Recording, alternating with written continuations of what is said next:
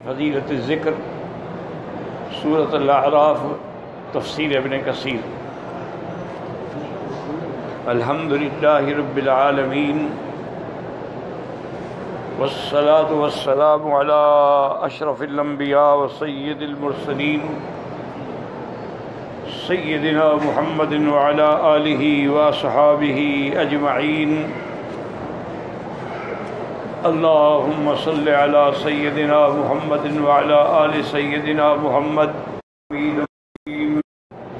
تضرعا لا يستكبر۔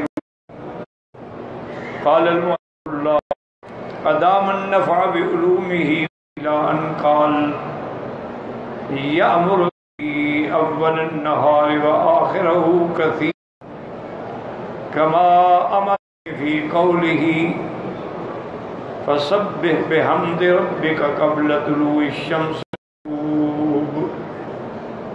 اللہ تبارک و تعالی نے ان آیات مبارک میں حکم فرمایا ہے کہ صبح بھی اور شام بھی اللہ کا ذکر کثرت سے کیا کریں، اور اسی طرح اللہ نے حکم دیا کہ ان دو وقتوں میں میری عبادت بھی کریں۔ فَسَبِّحْ بِحَمْدِ رَبِّكَ قَبْلَ طُلُوعِ الشَّمْسِ وَقَبْلَ الْغُرُوبِ، سورج نکلنے سے پہلے اور سورج ڈوبنے سے پہلے۔ وَقَدْ كَانَ هَذَا قَبْلَ أَن تُفْرَضَ الصَّلَوَاتُ الْخَمْسُ لَيْلَةَ الْإِسْرَاءِ وَهَذِهِ الْآيَةُ مَكِّيَّةٌ۔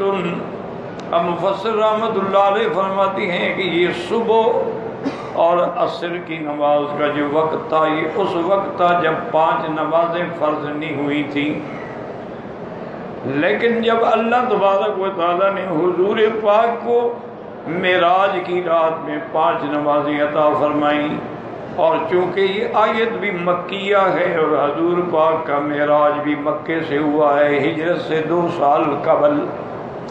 وقال ها هنا بالغدو وهو اول النهار والآثار جمع اسیر كما ان الايمان جمع یمین۔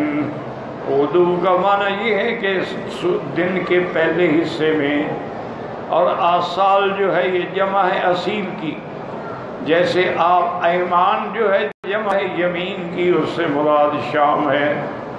فَأَمَّا قَوْلُهُ تَضَرُّعًا وَخِيفَةً أي اذكر ربك في نفسك رغبة ورهبة وبالقول لا جهرا۔ اللہ نے حکم دیا کہ اپنے رب کو یاد کرو رغبت کے ساتھ، اور اللہ تعالیٰ کے آگے عاجزی کے ساتھ، اس میں اللہ کی رحمت کی امید بھی ہو اور اللہ کے عذاب کا ڈر بھی ہو۔ الایمان بین الخوف والرجاء، کیونکہ ایمان اسی کا نام ہے کہ آدمی کو اللہ کی رحمت پہ امید ہو اور اللہ کے عذاب سے ڈر ہو۔ وبالقول لا جهر، اور یہ حکم ہے کہ زیادہ زور سے نہ کریں ذکر۔ ولہذا قال ودون الجهر من القول وهكذا يستحب ان يكون الذکر لا نداء وجهرا بلیغا۔ حکم یہی ہے کہ ذکر جو ہے بہت بڑی اور اونچی آواز میں نہ کیا جائے، بلکہ درمیانی آواز ہو۔ ولہذا قال ودون الجهر من القول، ولہذا لما سألوا رسول اللہ صلی اللہ علیہ وسلم فقالوا اقریب ربنا فنناجیہ ام بعید فننادیہ، فأنزل اللہ عز وجل وإذا سألك عبادی انی فإنی قریب اجیب دعوت الداعی اذا دعان۔ جب حضور پاک صلی اللہ علیہ وسلم سے پوچھا گیا کہ کیا ہمارے رب قریب ہیں کہ ہم آہستہ پکاریں، یا ہمارا رب دور ہے کہ ہم زور سے پکاریں، اللہ نے قرآن مقدس میں یہ آیت نازل فرمائی کہ میرا مدنی جب آپ سے میرے بندے پوچھتے ہیں تو ان کو بتا دیں کہ میں قریب ہوں۔ اجیب دعوت الداعی اذا دعان، اور میں پکارنے والے کی پکار کو سنتا بھی ہوں، جواب بھی دیتا ہوں۔ وہ جب بھی مجھے پکارے، دن ہو، رات ہو، اندھیری ہو، روشنی ہو۔ وفی الصحیحین عن نبی موسیٰ الاشعری رضی اللہ عنہ قال رفع الناس اصواتهم بالدعاء فی بعض الاسفار۔ صحیحین کے اندر یعنی بخاری اور مسلم میں یہ حدیث موجود ہے۔ ابی موسیٰ اشعری رضی اللہ تعالی عنہ سے روایت ہے کہ رفع الناس اصواتهم فی بعض الاسفار، بعض سفر کے اندر لوگوں نے زور زور سے اللہ کو پکارا۔ فقال لهم النبی صلی اللہ علیہ وسلم یا ایھا الناس اربعوا علی انفسکم فإنکم لا تدعون اصما ولا غائبا ان الذی تدعونه سمیع قریب اقرب الی احدکم من عنق راحلتہ۔ حضور پاک نے فرمایا کہ لوگوں اپنی جانوں پہ رحم کرو، کیوں اتنی چیخ چیخ کے پکار رہے ہو؟ جس کو تم پکارتے ہو وہ سننے والے بھی ہیں اور قریب بھی ہیں، بلکہ تمہاری اونٹنی کی گردن سے بھی وہ زیادہ تمہارے قریب ہیں۔ وقد يكون المراد من هذه الآية كما في قوله تعالى ولا تجهر بصلاتك ولا تخافت بها وابتغ بين ذلك سبيلا فإن المشركين كانوا إذا سمعوا القرآن صبوه وصبوا من أنزله وصبوا من جاء به فأمره الله تعالى ألا يجهر به لئلا ينال منه المشركون ولا يخافت به عن أصحابه فلا يسمعهم وليتخذ سبيلا بين الجهر والإسرار۔ حضور پاک جب تلاوت فرماتے، قرآن پڑھتے تو مشرکین کو بڑی تکلیف ہوتی، تو اب مشرکین نعوذ باللہ کیا کرتے کہ جب قرآن پڑھتے حضور تو قرآن کو بھی گالیاں دیتے، قرآن اتارنے والے کو بھی گالیاں دیتے، قرآن پڑھنے والے کو بھی گالیاں دیتے۔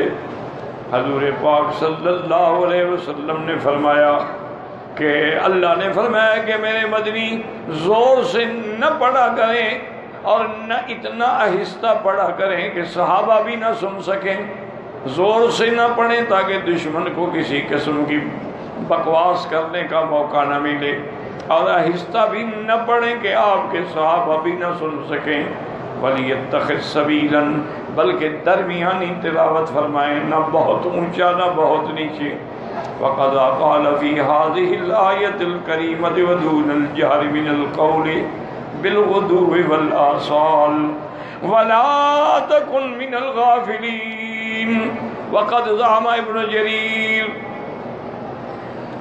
وقبله عبد الرحمن بن زید بن اسلم ان المراد بها امر السامع القرآن في حال استماعه بالذکر على هذه الصفة وهذا بعید مناف للانصات المأمور به۔ کہتا ہے کہ ابن جریر رحمت اللہ علیہ نے اور اس سے پہلے عبد الرحمن ابن زید بن اسلم نے فرمایا کہ اس سے مراد یہ ہے السامع للقرآن، سننے والا جو ہے فی حال استماعی، جب وہ ذکر سن رہا ہوتا ہے تو اس کی یہ صفت ہو۔ لیکن مفسر فرماتے ہیں یہ معنی بالکل موافق بھی نہیں ہے بلکہ بعید ہے۔ ثم ان المراد بذلك في الصلاة كما تقدم في الصلاة والخطبة، پھر جیسے کہ آپ پڑھ چکے ہیں کہ اس کا حکم نماز میں بھی ہے، خطبے میں بھی ہے۔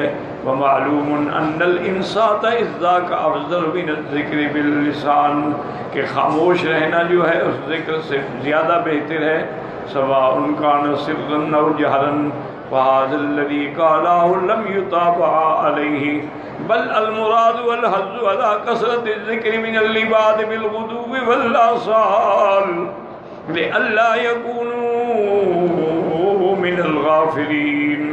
اللہ نے حکم دیا کہ کثرت سے میرا ذکر کرو، اپنے بندوں کو حکم دیا کہ صبح کو بھی اور شام کو بھی ہر حال میں میرا ذکر کریں، ایسے نہ ہوں کہ غفلت میں پڑ جائیں اور اللہ تعالیٰ کے ذکر کو بھلا بیٹھیں۔ اب اگلی آیت میں اللہ نے فرشتوں کی مدح بیان فرمائی ہے کہ جو فرشتے ہیں اللہ تبارک و تعالیٰ کی مخلوق ہے، اس لیے بیان کی ہے کہ تاکہ ہم بھی ان کے مطابق چلیں۔ کثرت طاعت اور عبادت میں، اس لیے شرع لنا السجود ہاہنا، یہاں سجدہ ہے واجب، لما ذکر سجودہم للہ عز وجل کما جاء فی الحدیث الا تصفون کما تصف الملائکۃ عند ربها، کہ تم ایسے صفیں کیوں نہیں بناتے ہو نماز کی جیسے فرشتے صفیں بناتے ہیں؟ فالاول پہلی صف کو پورا کریں، پھر دوسری کو پورا کریں، اسی طرح ترتیب سے، وَيَتَرَاصَوْنَ فِي الصَّفِّ، اور صف میں مل کے کھڑے ہوں۔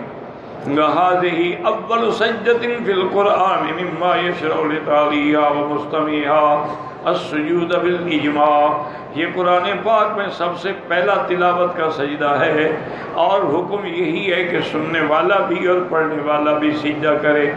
وقد ورد في حديث رواه ابن ماجه ان ابي الدرداء رضي الله تعالى عنه عن النبي صلى الله عليه وسلم انه ادها في سجدات القرآن، اور حضرت ابی الدرداء رضی اللہ تعالیٰ عنہ فرماتے ہیں کہ حضور پاک نے اس سجدے کو قرآن کے سجدہ تلاوت میں شمار فرمایا ہے۔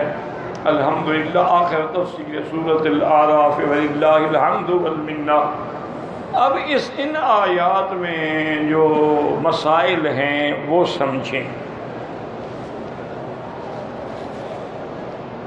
ایک تو یہ حکم دیا گیا ہے کہ بہت زیادہ دعا میں چیخ و پکار نہ کریں، بلکہ اگر تو آپ اکیلے دعا کر رہے ہیں تو جتنا آہستہ ہوگی اتنا زیادہ بہتر۔ اچھا، اسی طرح حضور پاک صلی اللہ علیہ وسلم سے سوال کیا گیا کہ یا رسول اللہ، اللہ ہمارے قریب ہے یا بعید ہے؟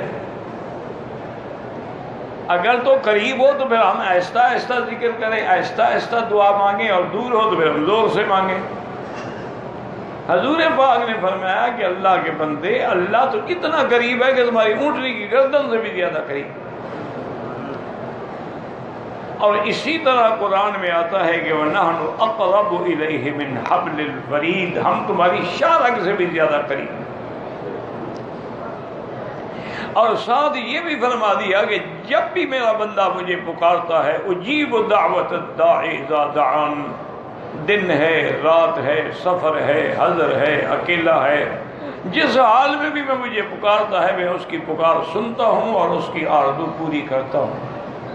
تو اب یہ سمجھیں کہ اس قریب ہونے کا کیا مطلب، کیونکہ اسی سے بہت سارے لوگوں نے، اللہ تعالیٰ معاف کرے، ایسا دھوکہ کھایا ہے یا عمدن دین میں نعوذ باللہ انہوں نے فتنہ کھڑا کیا ہے۔ سب سے پہلے تو اس فتنے میں شیعہ مبتلا ہے۔ اس کی وجہ یہ ہے کہ اصل میں کہ شیعہ جو ہے نا، یاد رکھو یہ کوئی مذہب نہیں ہے، شیعہ تو ایک تحریک ہے دین عربی کے خلاف، عجم کی ایک سازش ہے، انہوں نے پھر اس کو مذہب کا رنگ دیا ہے، ورنہ کوئی شیعہ مذہب تو نہیں ہے۔ سب سے پہلے تو انہوں نے اس بات کو دلیل بنا کے کہ اللہ جب شاہ رگ سے بھی قریب ہے تو مانے اندر ہے نا، اس لیے انہوں نے کہا کہ اللہ تعالیٰ نے حضرت علی رضی اللہ تعالی عنہ میں حلول کر لیا ہے۔ اب ظاہر میں تو وہ علی ہے لیکن اندر ان کے مولا ہے، اسی لیے وہ ہر جگہ مولا علی مولا علی، یعنی السلام علیکم بھی نہیں کرتے جو اہل سنت کا تحیہ ہے، جو اہل جنت کا تحیہ ہے۔ ایک کہے گا یا علی مدد اور دوسرا کہے گا مولا علی مدد، یہ ان کا عقیدہ۔ اسی طرح آج بھی وہ جماعت دنیا میں موجود ہے، وہ نویسری کہلاتے ہیں، جو حضرت علی کو خدا سمجھتے ہیں اور مشکل کشا سمجھتے ہیں اور حاجت روا سمجھتے ہیں۔ حضرت علی رضی اللہ عنہ کے زمانے میں بھی ایسے لوگ موجود تھے، جب حضرت علی کو پتہ لگا آپ نے پکڑوایا ان کو کہ لے آؤ۔ حضرت علی رضی اللہ تعالیٰ عنہ کی خدمت میں جب وہ پیش ہوئے، ہم نے فرمایا ما تعتقدون فی، میرے بارے میں کیا عقیدہ ہے تمہارا؟ انہوں نے کہا جی آپ خدا ہے۔ حضرت نے فرمایا لا حول ولا قوت الا باللہ، کیا کہہ رہے ہو؟ میں انسان ہوں، میں بشر ہوں، میں کھاتا ہوں، میں پیتا ہوں، میری بیوی ہے، میرے بچے ہیں، میں کیسے خدا ہوں؟ لیکن نہیں حضرت، جو کہتے ہیں آپ خدا ہے۔